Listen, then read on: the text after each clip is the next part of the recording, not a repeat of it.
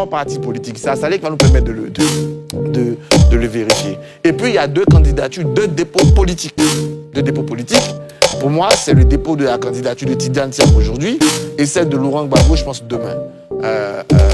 En toute logique, on sait très bien que ces candidatures seront rejetées par le Conseil constitutionnel parce que tout simplement, ces deux candidats ne sont pas électeurs, donc ils ne seront pas théologiquement candidats. Mais pour ces partis politiques, notamment le PPACI et le PDCI, c'était important peut-être pour eux de marquer un coup politique, de se dire qu'on peut encore mettre la pression, d'entretenir l'espoir d'une décision et aussi de faire rêver leurs militants. Donc aujourd'hui, certains de leurs militants croient encore.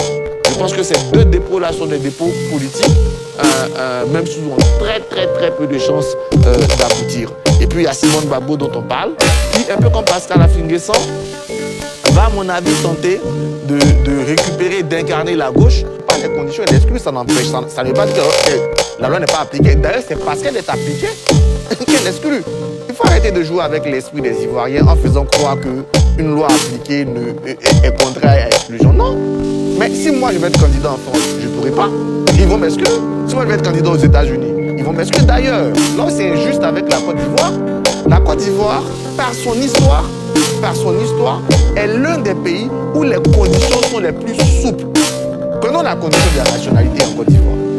Aujourd'hui, on est passé de tout ce qu'on avait de grave à père ou mère d'origine ivoirienne et à renoncer à la nationalité. Vous partez dans des pays comme le Gabon, même ta femme, on regarde, on ne peut même pas te marier à une femme qui n'est pas gabonaise. Vous parlez dans des pays comme les États-Unis, il ne faut même pas naître hors du pays. Il n'y a pas plus souple que la Côte d'Ivoire en termes de conditions de nationalité et de conditions d'élection. Donc il faut arrêter de faire le procès à la Côte d'Ivoire des exclusions. Il y a des gens qui ne respectent pas des règles, qui sont établies, qui eux-mêmes disent qu'ils ne les ont pas lues, ils ne les connaissent pas, mais ce n'est pas la faute à la Côte d'Ivoire. Donc il faut arrêter d'accuser la Côte d'Ivoire d'exclusion quand on a des lois les plus souples en termes de nationalité, en termes d'éligibilité. Vous pouvez faire le contrôle.